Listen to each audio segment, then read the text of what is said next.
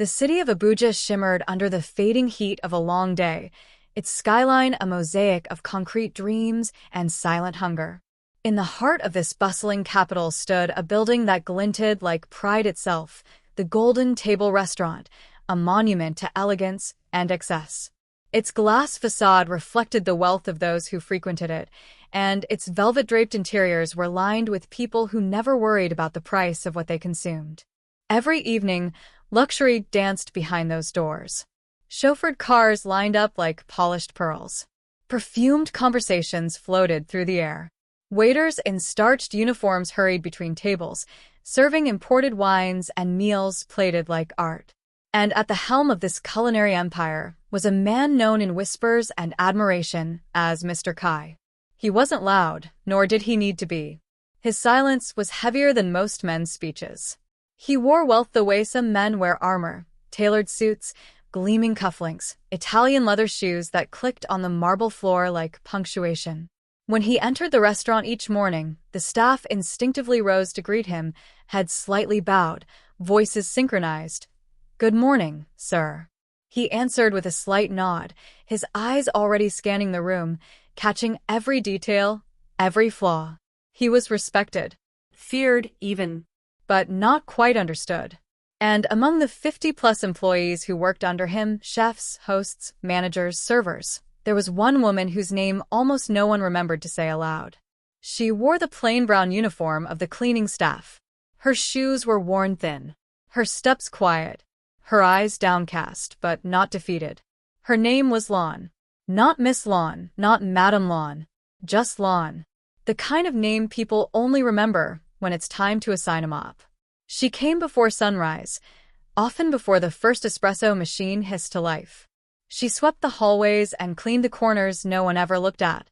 And then, just as quietly, she slipped away at night, always the last to leave. She spoke little, smiled rarely.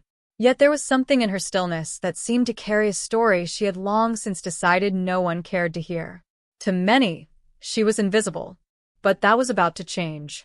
Because sometimes, beneath the shine of chandeliers and behind the hush of white tablecloths, a different kind of story waits, one not written in menus or profits, but in quiet dignity and worn-out souls. And it begins not with a headline, but with a woman who never asked for more than what others threw away. And a man who would learn that what he failed to see every day had been changing him all along. That morning, something felt different. The air inside the Golden Table was unusually tense, though no one could quite explain why. The coffee machine still hissed, the pastries still arrived warm, and the sun cast its usual gold across the marble floors. But there was a subtle shift in the rhythm, like a single violin playing slightly out of tune in an otherwise perfect symphony. Mr. Kai had arrived as he always did, sharp, silent, composed. His silver wristwatch caught the light as he checked the time, his face unreadable as always. He was a man governed by precision. Late meant disrespect. Imperfection was a form of betrayal. And yet, this morning, something had already disturbed that order. Because as he crossed the lobby to inspect the day's reservations, he noticed her. Lawn. Standing by the side entrance, holding her mop like it was something far heavier than wood and sponge. She wasn't cleaning. She wasn't moving. She was simply waiting. It was the stillness that caught his eye. The kind that made time hesitate. For the first time, she didn't look away when he passed. Her eyes met his, hesitant, but not afraid. He frowned. "Is something wrong?" he asked, his voice low, clipped, reserved for moments that threatened the machine he had built. She didn't speak right away. Instead, she stepped forward and handed him something, 2 small plastic containers, the kind used for leftovers. They were wrapped carefully in an old napkin, frayed and faded with time. One held rice, the other a stew that still carried warmth. He looked down at the offering, confusion flickering across his face. "What is this?" Her voice was quiet, almost breaking. "It's food, sir. I know it's nothing compared to what's in the kitchen, but I made it myself. For you." Silence. The hum of distant music, the chatter of waitstaff in the next room, the distant clink of cutlery. Everything seemed to fall away. Mr. Kai stood frozen, the containers in his hand, his mind scrambling for logic where none could be found. He didn't understand. Why her? Why now? Why this? Lon kept her gaze steady. You looked tired yesterday, she said softly. And no one ever gives you anything. You always give. Everyone takes. I just thought, maybe you needed someone to remember that you're human too. His jaw tightened. His fingers curled slightly around the napkin. There was no precedent for this. It wasn't policy. It wasn't protocol. It wasn't normal. And yet there it was in his hands. A gesture so small, so personal, that it unsettled him more than any broken contract or staff complaint ever had. He should have dismissed her. Should have told her to get back to work.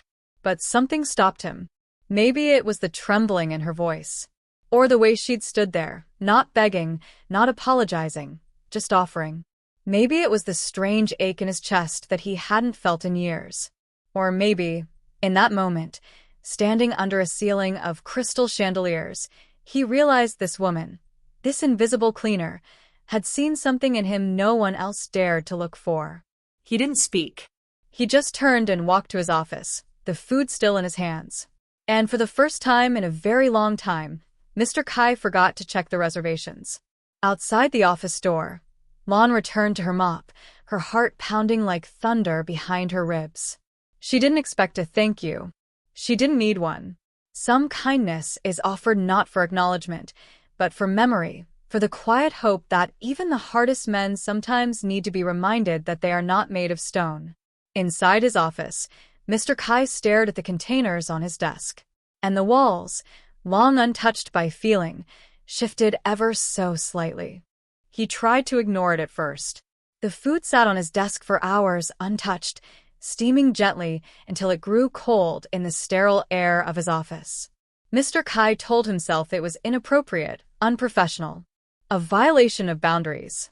Yet every time he glanced at it, something inside him twisted, like a thread pulling from a forgotten place. By evening, long after the restaurant had closed and the city outside had begun to hum its nighttime lullaby, he finally gave in. He opened the containers with the caution of a man diffusing a bomb. The scent, simple, fragrant, warm, rose like a ghost from his childhood. It struck him harder than he expected. Turmeric, fish sauce, a hint of ginger. He had not smelled food like that in years. Not since his mother's voice was the last thing he heard before boarding the ship that would change everything. He ate in silence. Slowly. Respectfully. Every bite an unraveling. But he didn't say a word to her the next day. Or the next. Lon resumed her quiet routine, pushing her mop like it was a dance only she knew. She didn't ask for feedback. She didn't linger. And that unsettled him more than anything. It made him wonder. Wonder led to questions. And questions. Mr. Kai did not like questions without answers. So he did what he always did when something didn't make sense. He investigated. It began quietly, small, silent queries made to the internal systems. Personnel files. Background checks. Security logs. A whisper to the night manager. A subtle review of surveillance tapes from the service corridors. No alarms. No disciplinary notes. No anomalies. She had worked there for nearly 2 years. Never late. Never sick. Never asked for anything. Paid in cash. Address listed as a one-room flat on the outskirts of the city, near the highway where even the lights gave up at night. Still, it wasn't enough. There was something about her, a stillness that felt deliberate, a kindness too exact to be naive. It wasn't charity she offered that day, it was precision. And that terrified him. So he went deeper.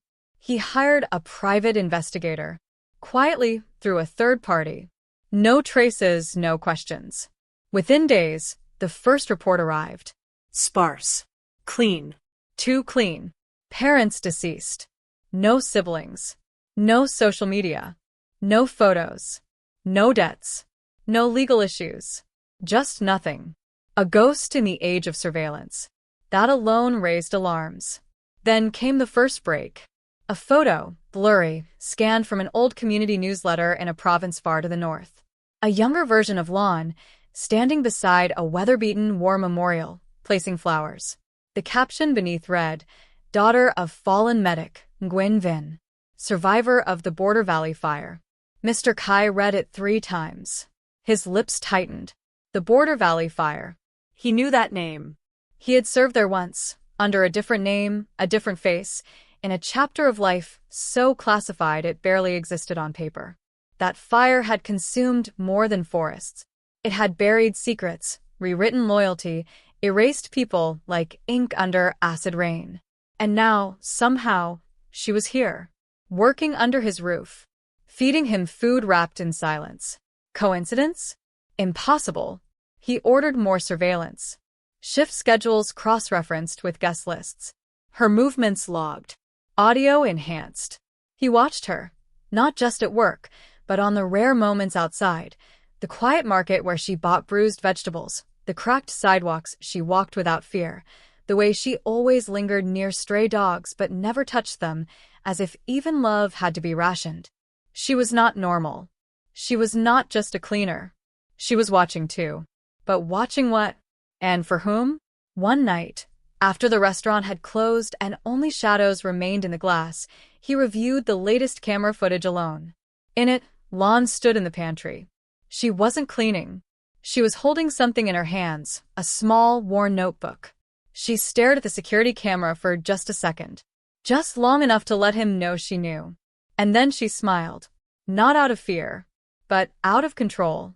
Mr. Kai leaned back, breath stuck in his chest. This wasn't just a girl offering kindness. This was someone who had planned something. And she had started with the one thing he had never been trained to resist: memory. It wasn't the surveillance footage that shattered him. Not the subtle smile she gave the camera, not the way she vanished from the frame like smoke. It was what came next. The notebook. It arrived by courier, unmarked, plain, left on his desk with no return address. Inside, her handwriting. Neat, deliberate, almost surgical in its clarity. No threats. No accusations. Just stories. Journal entries. Dates. Places. Names. And a signature at the bottom of the first page. Nguyen Lon, daughter of fallen medic Nguyen Vinh. Civilian survivor. Operation Echo Dagger. Border Valley fire. Kai read the first page, standing up. By the second, he had to sit. By the third, his hands were shaking. The notebook didn't accuse him. It simply remembered. In stark, humane detail, it recounted a humanitarian camp that never made it into the official reports. A cluster of tents and makeshift clinics caught in the crossfire between foreign-funded mercenaries and a Black Ops division that bore no insignia. Only silence and precision. He remembered that mission. The operation that was never spoken of afterward. He had followed orders. Neutralize threats. Secure data. Burn evidence. But the little girl with blood on her feet, clutching a yellow scarf, screaming for her father, who lay face down in ash. He had looked at her, briefly, and then walked away.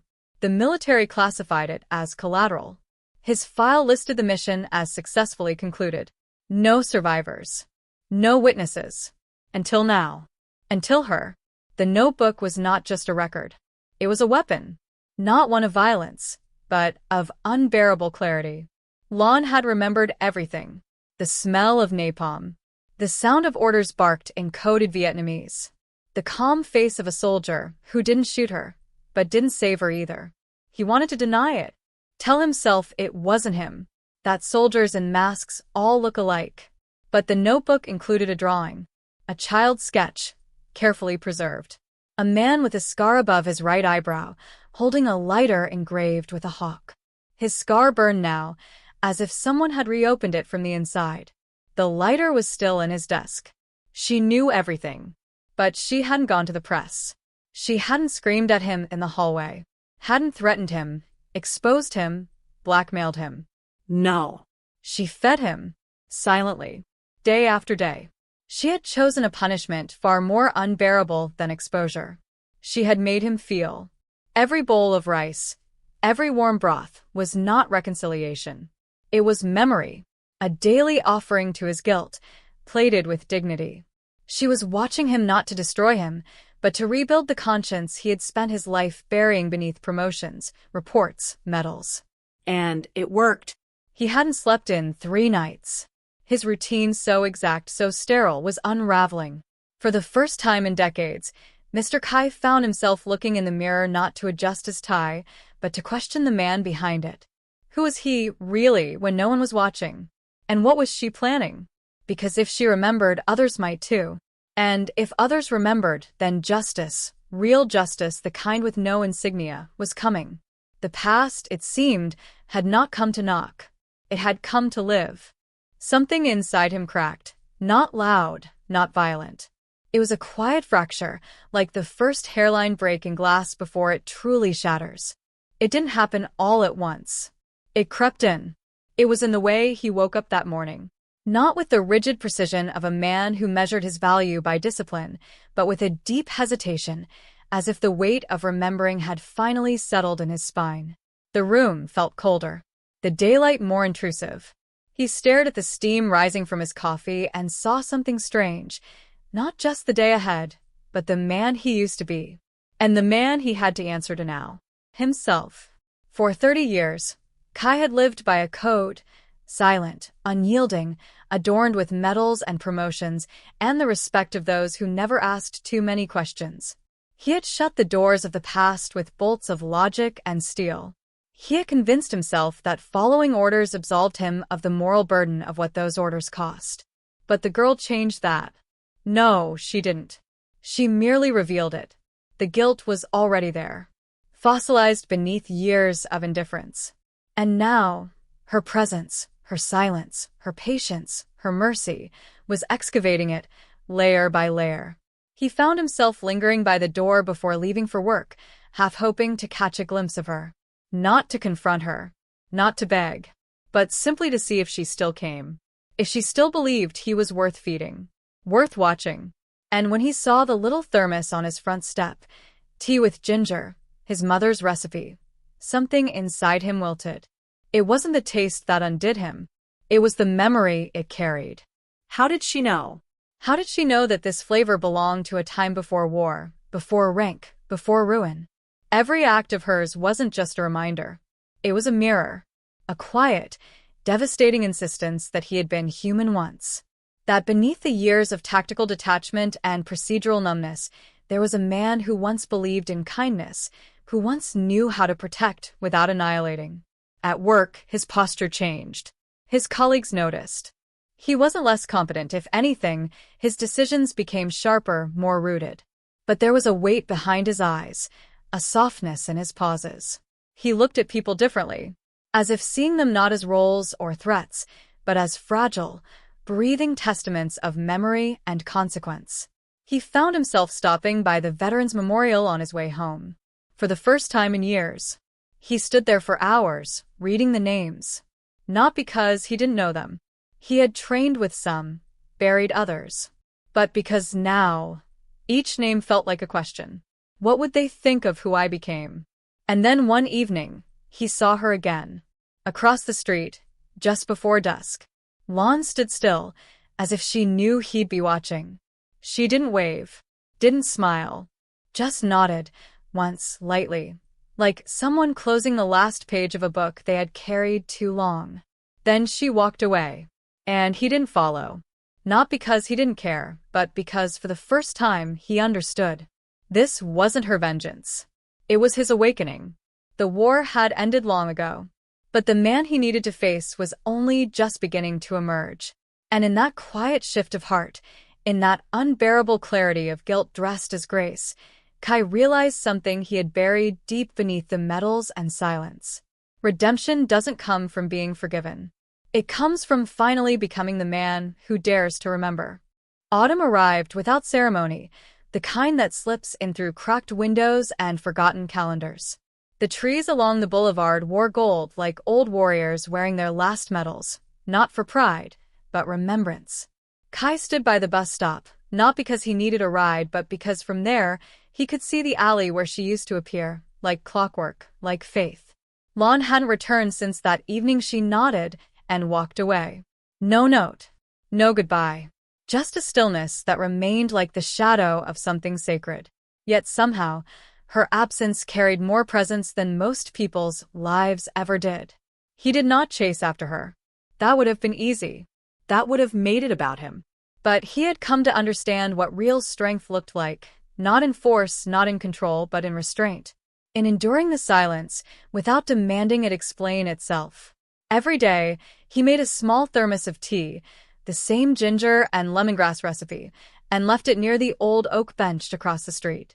No name, no note, just warmth waiting to be taken. It wasn't charity. It was memory, a ritual for the unseen, a tribute to what she had reminded him of, the possibility of goodness, not tied to reward. People started noticing. The neighborhood kids who once mocked his rigid walk now asked him if the tea was for a ghost. He never answered. A few times, the thermos disappeared. Other days, it stayed untouched. But Kai never missed a morning. In the still hours before dawn, he began fixing things. Benches with cracked planks, a widow's broken gate, the rusted sign at the war memorial. Not out of guilt, not even out of duty, but something simpler, something more enduring. Because things worth keeping must be cared for.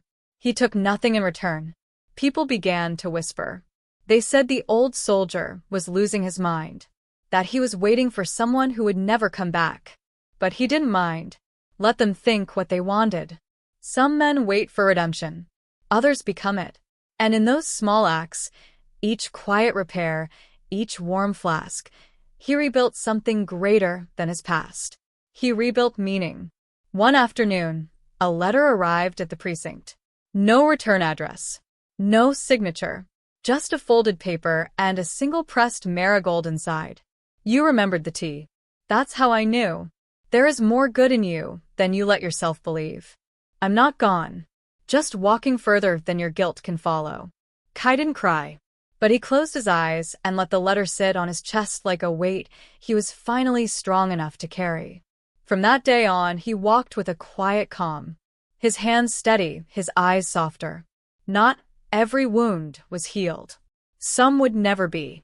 But he carried them differently now, not as shame, but as fuel. A reminder that dignity is not in being perfect, but in standing back up when no one thinks you will. When winter came, people found candles lit on every veteran's headstone, wrapped in small ribbons with names written in a child's careful hand. No one knew who placed them, but those who had seen her before said the handwriting looked like hers. And so the cycle continued, not as vengeance, but as witness. In a world that moved too fast, too loudly, the quiet ones held the line. Kai stood among them, weathered, silent, unbreakable.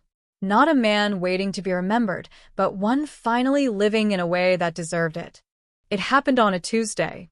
Not the kind that announces itself with thunder or tragedy, just a plain, gray-skied Tuesday, the kind life often hides its turning points in. Kai was crossing the city bridge, carrying a small tin box of tools wrapped in cloth. His left hand still ached from the cold, a relic of old injuries, but his gait was steady. Slower now, but grounded, like a man who had finally made peace with walking alone. And yet, fate has its own choreography.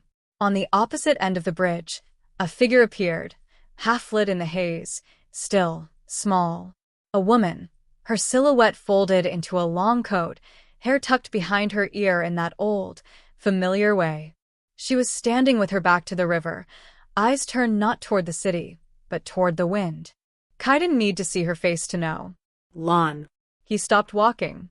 For a moment, the world collapsed into silence.